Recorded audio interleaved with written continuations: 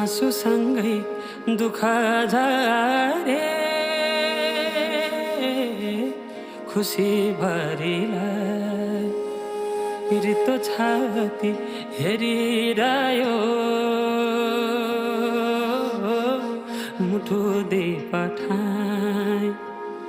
आफ्नै हातले सिरा फुला डाँडै कटाए डाँडै